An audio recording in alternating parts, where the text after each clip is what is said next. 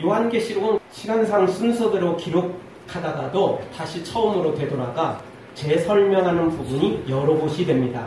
12장도 그렇습니다. 우리가 지난 11장까지 예수님의 마지막 재림 직전의 사건들을 우리가 살펴봤었죠. 근데 갑자기 오늘 12장에서 다시 처음으로 되돌아가 버립니다.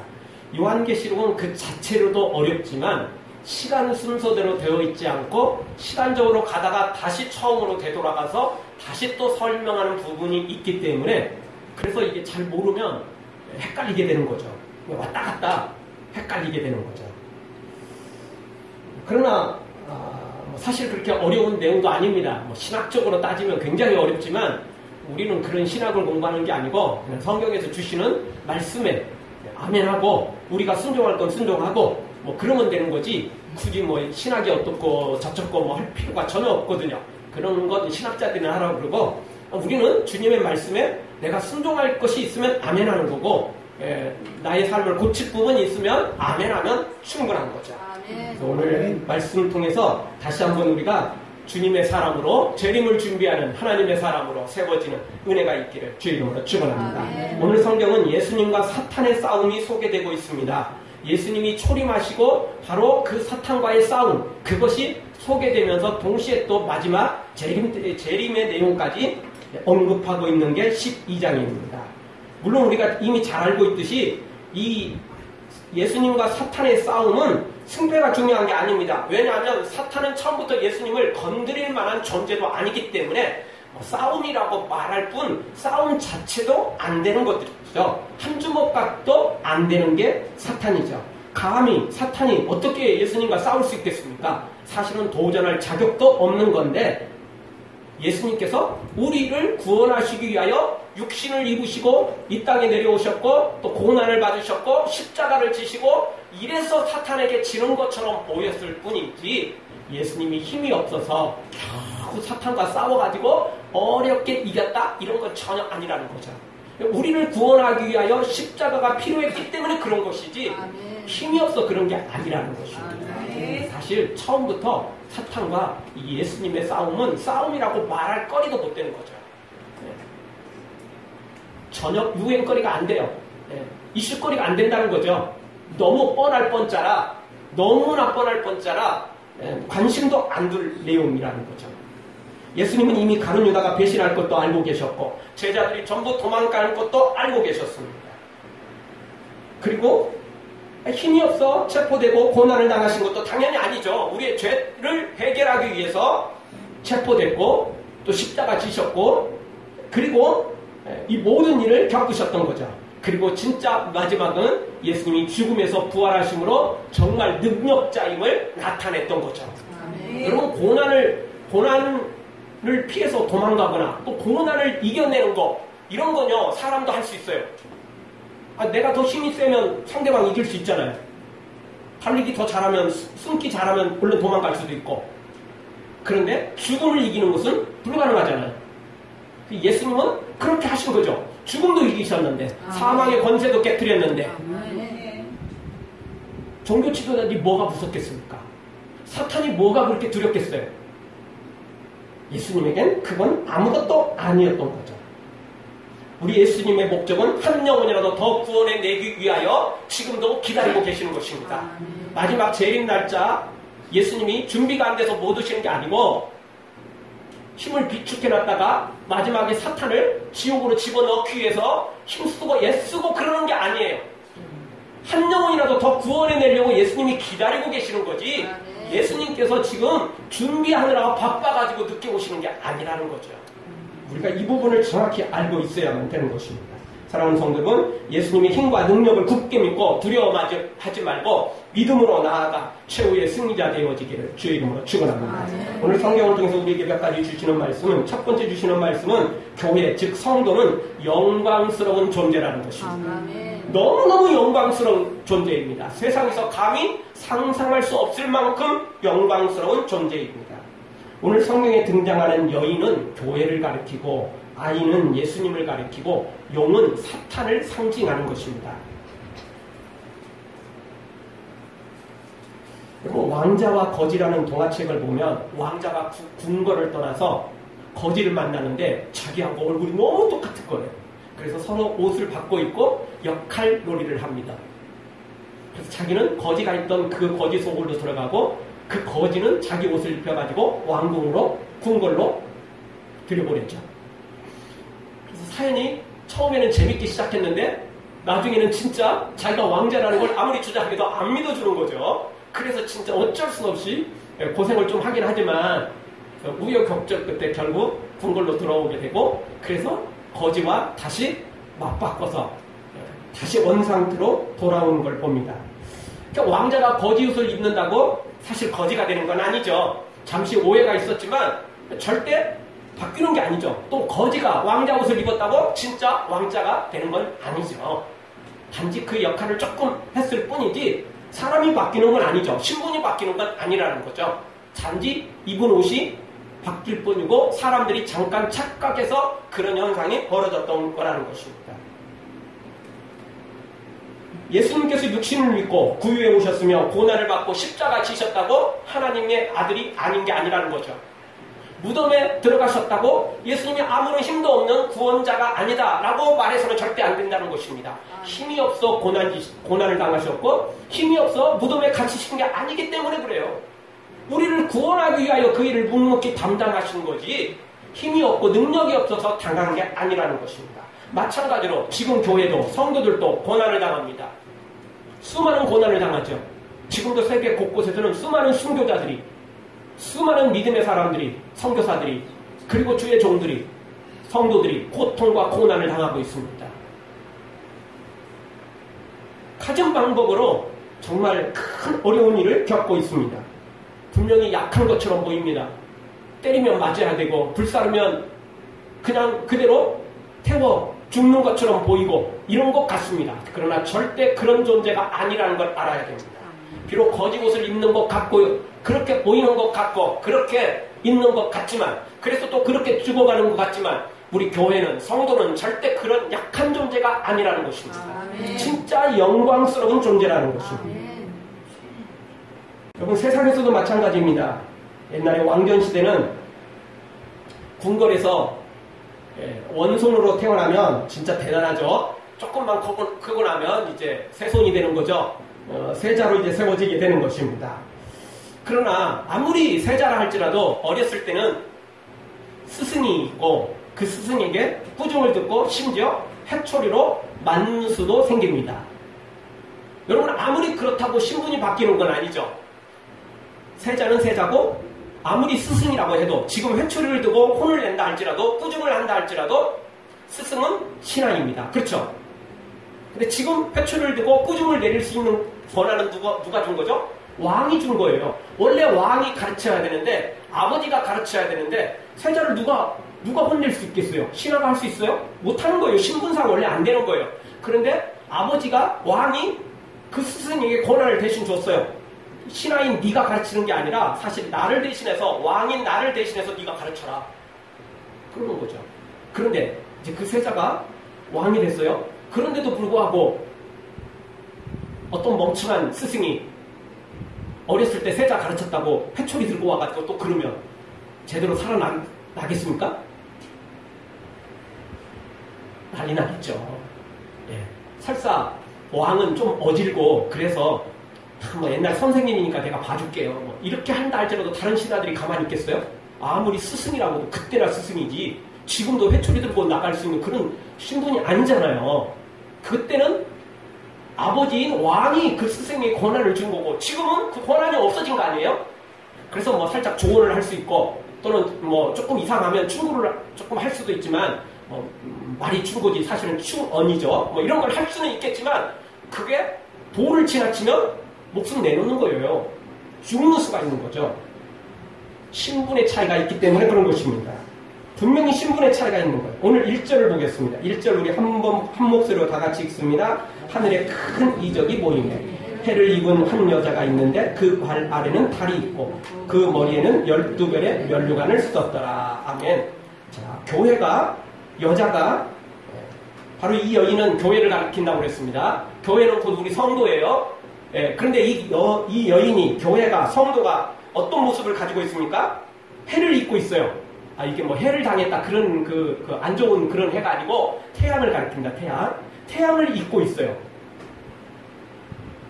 어떻게 여러분 태양을 입을 수 있겠어요? 그렇죠? 불가능하죠? 그런데 태양을 못 입고 있어요. 얼마나 대단한 존재입니까? 그리고 달을 밟고 있어요.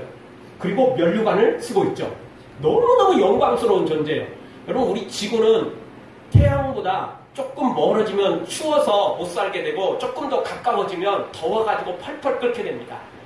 지난주에는 진짜 어제 그제 특히 어제 진짜 너무 더웠죠. 갑자기 지금 이게 7월 말이나 8월 초에 이 더위가 갑자기 찾아와 버렸어요. 그래서 우리 몸이 적응이 안 됐는데 너무 더웠어요. 여러분 이렇게 1년 내에 이렇게 더우면 여러분 살 수 있겠어요?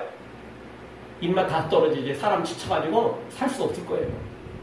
우리 지구가요 태양보다 조금만 더 가까워지면 어제처럼 그렇게 살아야 돼요. 우리 여름에는 그거보다 이제 수십 배 더 뜨거워버릴 수 있고 겨울에는 조금 낫긴 하겠죠.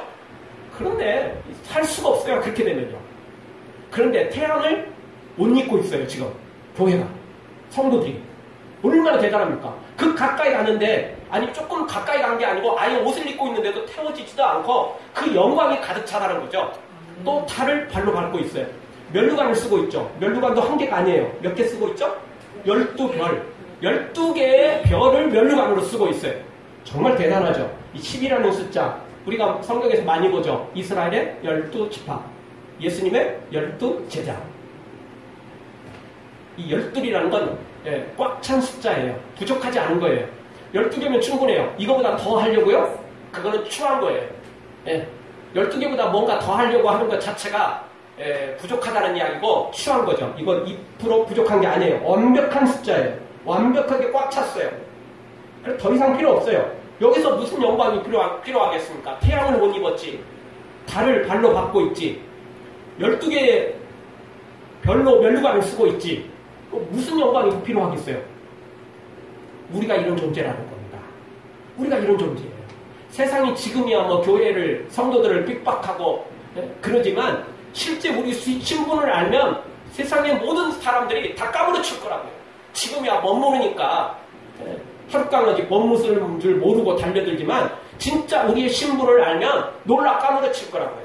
회사에서도 종종 그런 일이 자주는 아니겠지만 이따금씩 벌어질 때가 있습니다. 처음부터 회장 아들은 사장 아들은 처음부터 그냥 고위 임원으로 가는 경우도 있지만 이따금씩은 그 사회 초년병, 직장 초년병의 생활을 한번 경험하려고 들어오는 경우가 있습니다. 근데 그것도 모르고 참이 그냥 정식으로 잘 가르치면 저 사람은 FM이고 저 사람은 참 믿을만한 사람이다. 이게 나중에 그런 인식을 받을 수 있죠. 조금 미운 점도 있을 수는 있겠지만 회사대로 규칙대로 법규대로 하는데 큰 문제될 게 없죠. 근데 어떤 일이 벌어질 때 문제가 생기죠? 꼼수 부릴 때. 군기 잡으려고 꼼수 부리면 나중에 들통나는 거죠. 그 사람은 회사 생활 종친 겁니다. 종낸 거예요. 끝난 겁니다. 회장 아들인지도 모르고 다음 사장이고 회장 될 사람인지도 모르고 그래놨으니 어떤 일이 벌어지겠습니까? 끝난 거죠. 사랑하는 성도분, 우리가 지금 거지 옷을 입는 것 같지만 우리는 절대 거지가 아니고 우리는 태양을 못 입고 있고 발을 달로 밟고 있고 그리고 12개의 면류관을 쓰고 있는 가장 최고의 영광스러운 존재라는 사실을 기억하고 지금 핍박받고 고난받아도 실망과 좌절하지 말고 예수님처럼 죽음을 이기고 부활할 때는 만왕의 왕으로 영광의 왕으로 천국의 상속자로 세워질 걸 굳게 믿고 믿음으로 끝까지 달려가기를 주의 이름으로 축원합니다. 두 번째 주시는 말씀은 그러나 교회 즉 성도는 광야의 삶을 지나야 된다는 것입니다. 광야의 삶을 살아야 된다는 것입니다. 6절에 보면 여자가 광야로 도망하게 됩니다. 사탄이 최후의 발악을 하기 때문에 핍박을 하기 때문에 그렇습니다. 죽이려고 달려드니까 광야로 피신할 수밖에 없었습니다. 그런데 6절을 자세히 보면 그냥 무작정 도망가다 보니까 광야가 나온 게 아니고 하나님께서 광야에 피난처를 예비해 놓으셨어요. 하나님께서 광야의 피난처로 삼으셨다고요. 그래서 6절 하반절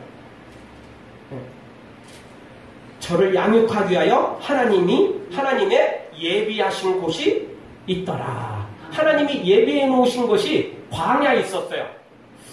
우리 생각은, 그리고 제 생각은 하나님께서 광야에 이 예비한 걸 만들어 놓지, 거기 만들어 놓지 말고 좀 궁궐에 만들어 놨으면, 휘황찬란한 도시에 만들어 놨으면 참 좋겠다 싶은데, 그건 제 생각이고, 그건 우리 생각이고, 하나님은 어디에 만들어 주셨다고요?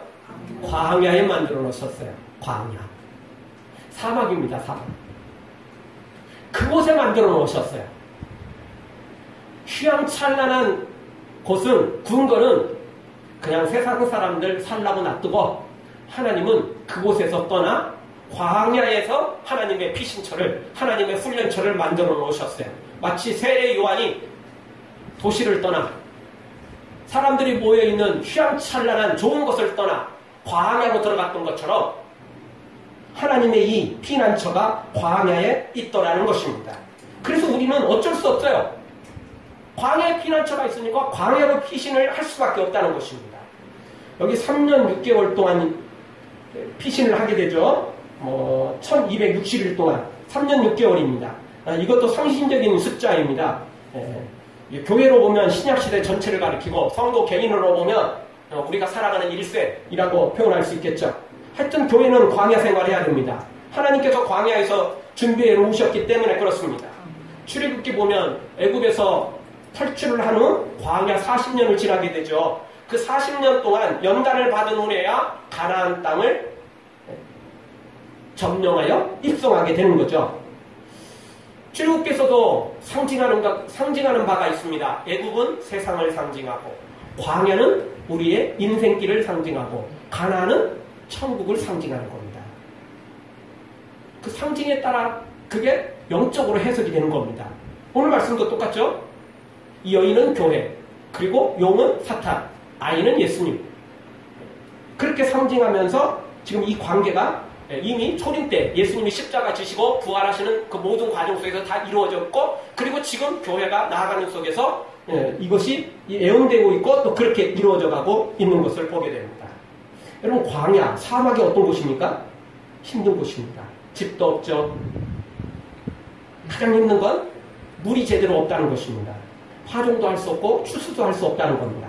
당연히 자기 땅도 없죠. 머물 곳이 아니기 때문에 그렇습니다. 반대로 햇빛은 너무 강합니다. 온도가 너무 높습니다. 이스라엘 백성들이 지나간 이 시나이 반도, 광야를 지나갔던 그 시내산을 지나갔던 그 시나이 반도는 강수량이 적고 매우 척박한 기후를 가진 사막 지역입니다. 오아시스를 지나가는 몇 곳을 빼고 나면 아예 녹색 식물을 찾아볼래야 찾아볼 수가 없어요. 저도 성지순례 예전에 갔다 왔었는데요. 그 광야, 홍해를 지나서 광야로 들었으면, 이 사막 시나이 반도로 들었으면 말 그대로 진짜 모래밖에 안 보입니다. 아무것도 안 보여요. 모래밖에 없어요. 그냥 차를 몇 시간 타고 가도 그냥 모래밖에 없어요. 모래밖에 없어요. 그 시나이 반도 크기가 62,000 제곱킬로미터입니다. 우리나라가 99만 조금 넘거든요. 그러니까 이 시나이 반도 크기가 우리나라의 3분의 2 크기 정도 되죠. 그 3분의 2 크기 정도가 아예 사막 지역이에요. 거의 사막이에요. 북쪽 조금만 띄워놓으면 나머지는 다 사막이에요. 북쪽은 그래도요, 1년에 한 150mm 정도 비가 내립니다. 근데 남쪽은 60mm밖에 안 됩니다. 60mm 내리는 건 우리 장마철에 하루 조금 비 많이 내리면 100mm도 훨씬 넘어가는 경우도 있죠. 그러니까 우리 장마철에요, 하루 비 양도 안 되는 양이 1년 내내 내리는 거예요. 그러니 비가 얼마나 안 내리는지 알만하겠죠. 우리 성지순례 갈 때요, 그렇게 가도 그냥 끝이 없이 다 모래잖아요. 그런데 차 타고 가다가요, 어느 곳에 갔더니 물이 그냥 쫙 보이는 거예요. 뭐 대단히 큰 호수지나 저수지가 보이는 건 아니고 그냥 얄리면 그냥 깊이도 이런 것밖에 안 돼요. 그냥 조금 물이 보이는데 차 타고 가다가 우리 다 일어나고 다 환호성을 질렀어요. 물이 그렇게 한가워요. 다 생수 주어졌죠. 자기 다 먹을 물은 주어졌어요. 그래도 그 사막에 물이 있다는 거, 오아시스 그거 있다는 게요, 그게 다 막 다들 일어났고 환호성 지르고 막 난리 났었어요. 그렇게 반갑다니까요. 물이 없어요. 모래밖에 없고 기온은 높고 살 수 있는 게 아니에요. 아무것도 없어요. 식물이라는 게 없어요. 그 오아시스 딱 만나면 그때 드디어 녹색 식물을 발견하게 되죠. 다른 곳에는 완전히 회색밖에 없어요. 그냥 이글이글 탈을 타오르는 모래밖에, 태양밖에 없는 거죠. 열기밖에 없어요. 아무것도 없는 거죠. 여러분 이런 데서 어떻게 살아갑니까? 사막이 그런 곳입니다. 광야가 그런 곳이죠. 그래도 시나이 반도는 그나마 작은 겁니다. 아프리카에 있는 사하라 사막은 우리나라 86배보다 더 큽니다. 왜냐하면 860이나 되거든요. 그러니 얼마나 큽니까? 우리나라 86배보다 더 큰 지역이 사막입니다. 사하라 사막. 그래서 그 죽음의 사막이라고 말하는 거 아닙니까? 그 사막에 들어가면요, 말 그대로 길을 잃기 십상입니다. 근데 진짜로는 길이 없어요. 길이 없으니까 길을 잃는 겁니다. 잘 몰라서 길을 잃어버리는 게 아니고 길이 없으니까 길을 잃어버리는 겁니다. 지나온 자리도 바람 한번 불고 나면 지형이 바뀌어버리는 것. 이것이 사막이죠. 살 수가 없는 거죠. 살 수가 없는 것입니다. 근데 이스라엘 백성들은 이런 광야를 지나서야 결국 가나안 땅에 들어갈 수 있었던 겁니다. 여러분 이렇게 광야를, 이런 사막 지역은 우리가 할 수 없어요. 파종을 할 수 없으니 추수를 할 수 없고, 내 땅이 없으니 뭔가를 집을 지을 수도 없고, 집을 진다 한들 그곳에서 살 수도 없는 거예요. 그러니까 광야에서, 사막에 살 수 있는 건 뭐죠? 하나님밖에 볼 수 없는 거예요. 하나님 도와주세요. 하나님 살려주세요. 하나님 저를 지켜주세요. 하나님 저의 갈 길을 인도해 주세요. 이거밖에 할 게 없어요. 그러니까 하나님께서 광야에 이 피난처를 세워놓으신 이유는 바로 그것입니다. 여러분 사람이 물에 빠졌을 때 누군가 건져내려고 곧바로 들어가면 내가 막 힘이 남아도니까 물에 빠진 내가 막 잡는 거예요. 머리카락도 손도 막 발도. 그러면 어떻게 되죠? 그 사람이 수영을 해서 나를 끄집어내야 되는데 내가 못 잡게, 수영을 못하게 꽉 붙잡아버리니까 나랑 같이 빠져 죽는 거예요. 그래서 진짜 잘 구조하는 사람은 물에 빠진 사람이 이제 힘이 좀 빠지고 겨우 이제 허무적거릴 그때 건져낸다는 거 아닙니까? 그래야 그 사람이 잡아도 그냥 옷 정도 잡고 말지, 안 그러면 나하고 그냥 같이 그냥 이쁘다고 껴안고 막 못 산다고 막 껴안을 정도 되면 같이 죽는 거죠. 우리의 지혜가 살아있고 우리의 이성이 살아있고 우리의 경험이 살아있으면 하나님의 뜻을 이룰 수가 없어요. 하나님은 아무리 능력이 많아도 내가 그걸 거부하니까, 내가 그것을 외면하니까. 근데 광야에 며칠 살다 보면 내 지혜도 소용없고 내 건강도 필요 없고 내가 가진 어떤 경험도 다 소용없다는 걸 뼈저리게 느끼게 돼요. 그러니까 오직 하늘만 바라보죠. 오직 하나님만 바라보죠. 하나님 제발 갈 길을 인도해 주세요. 하나님 제발 오아시스 좀 만나게 해주세요. 오아시스로 인도해 주세요. 하나님 물을 좀 터뜨려 주세요. 이럴 수밖에 없는 거잖아요. 그래서 하나님 그곳으로 인도하시는 겁니다. 그래서 이스라엘 백성들은 처음에는 자기들 지식과 경험과 지혜와 능력으로 살아가려고 했지만 안 되니까 하나님 바라보죠. 근데 여러분 광야에서는 힘들기도 하지만 하나님의 기적을 체험하는 장소가 바로 그곳입니다. 그래서 이스라엘 백성들이 매일 아침마다 만나를 먹었고 낮에는 구름 기둥으로, 너무 더우니까. 그리고 저녁에는 또 추워져요. 뭐 영하까지 내려가는 그런 법은 없습니다. 그런데 낮에 너무 덥다가 저녁에 조금 추워지면 그게 얼어 죽는 일이 생겨요. 영하로 떨어져서 얼어 죽는 게 아니고 기온차 때문에 체온이 뚝 떨어져 버리는 거예요. 그러니까 우리 식으로는 얼어 죽는 거지만 실제 얼어 죽는 건 아니죠. 그런데 체온이 떨어져 죽는 거죠. 그러니까 저녁에는 불기둥으로 하나님이 인도해 주셨던 것입니다. 그래서 지금도 이 요한계시록 12장도 똑같습니다. 하나님께서 광야로 피난처를 삼으시고 그곳으로 인도하셨죠. 그곳에서 양육하세요. 그러니까 광야, 이 사막 지역에 살아가기가 힘들어요. 그렇지만 놀라운 일은 하나님만 바라보면 기적이 시작되더라는 것입니다. 내 능력으로 살아가는 게 아니라 하나님의 능력으로 살아가더라는 것입니다. 그래서 하늘에서 내려오는 만나로 먹고 불과 구름 기둥으로 인도함을 받고 필요할 때는 하나님께서 오아시스로, 또 그것도 없으면 아예 반석에서 물을 내셔서 우리에게 충분히 먹이시고 입히시고 인도해 주시더라는 것입니다. 그리고 실제 성경을 보면 이스라엘 백성들이 광야 40년을 지나갈 때 놀라운 일이 생겼는데 신발이 헤어지지 않았고 발이 부르트지 않았고 옷이 헤어지지 않았어요. 말 그대로 옷을 40년 동안 입었고 신을 40년 동안 신었는데도 불구하고 그대로 있었다는 거죠. 이게 가능한 일일까요? 근데 하나님이 하시면 가능한 일이죠. 우리야 불가능하지만 하나님은 하실 수 있어요. 그래서 광야라는 게 참 힘든 것은 사실이지만 반대로 하나님의 기적을 체험할 놀라운 장소가 이 광야인 것입니다. 내가 다 해결하면 하나님이 하실 일이 없어요. 그런데 내가 할 수 없을 때 하나님 바라보면 하나님이 일하기 시작하는 겁니다. 그래서 사실 우리가 위기 때, 어려울 때, 힘들 때, 고난당할 때 하나님의 기적을 체험하는 거죠. 남들 보기에는 참 저런 어떻게 살까 이럴지 모르지만 그때 놀라운 기적을 체험하는 거예요. 여러분 스데반이 돌에 맞아 죽을 때 남들 보기에는 그 고통을 돌에 맞으니 피를 흘려야 되고 그 고통이 얼마나 심각했어요. 그러나 스데반은 그 순간 고통을 느낀 게 아니고 뭘 봤습니까? 하늘이 열리고 예수님께서 하나님 우편에 일어서서 스데반을 맞이하는 그 모습을 봤어요. 그래서 피를 흘리고 외부적으로는 고통스러웠을지 모르지만 실제 스데반의 마음은 영혼은 고통스럽지 않았어요. 하늘의 영광을 보였으니까. 그래 도리어 더 기쁨으로 달려갔죠. 그래서 성경이 쓰여있기를 스데반의 얼굴이 천사의 얼굴이었다는 거죠. 돌에 맞아 피 흘리며 죽어가는 분노가 가득 찬, 원한이 가득 찬 이런 모습이 아니었고 천사의 얼굴이었다는 거죠.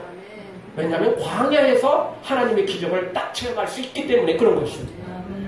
지금도 똑같습니다. 우리가 광야를 지나가지만 분명한 건 하나님만 바라보면 하나님의 기적이 시작된다는 것입니다. 절대 고통스럽지 않다는 것입니다. 남들 보기와는 전혀 다르다는 것입니다. 사랑하는 성도 여러분, 비록 우리가 광야의 삶을 피할 수는 없지만 그 광야에서 하나님의 놀라운 기적을 맛본다는 것 사실 기억하고 주님만 바라봄으로 만나로 채우심을 받고 불과 구름 기둥으로 인도하시며 반석에서 물을 내시는 하나님의 기적을 체험하여 하나님의 사람들로 세워지기를 주의 이름으로 축원합니다. 마지막 세 번째로 주시는 말씀은 사탄이 죽이려 달려들지만 결국엔 예수님으로 승리한다는 것입니다. 3절을 보면 사탄도 교회의 흉내를 냅니다. 성도들의 흉내를 내죠. 어떤 흉내죠?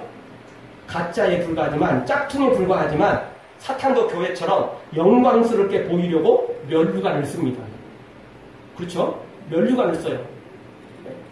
그리고 심지어 하늘의 별들을 가져다가 이 지구에 그냥 쏟아붓기까지 하죠. 예.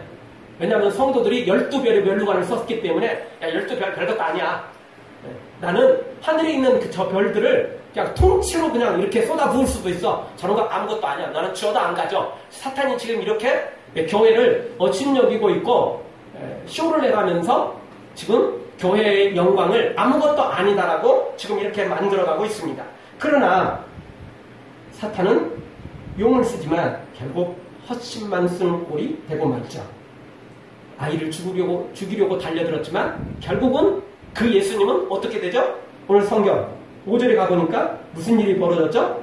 예, 이 예수님은 하나님 앞 그 보좌 앞으로 올려갔습니다. 부활해서요. 하나님 우편에 앉아 계시거든요. 그냥 그대로 승천하셨어요. 잡아 죽이려고 했는데 죽은 것으로 끝난 줄 알았는데 그게 아니고 예수님이 죽음에서 부활해 버리셨거든요. 그리고 하나님 우편으로 올라가 버리셨어요. 그 보좌에 앉으셨다고요. 그 보좌가 어떤 보좌냐? 마지막 날에 최후의 심판, 최후의 마지막 대법원에서 결정을 내리듯 그 자리가 바로 심판 자리거든요. 그 예수님이 그 자리에 앉아버리셨어요. 사탄이 꼼짝 못하고 당하는 거죠.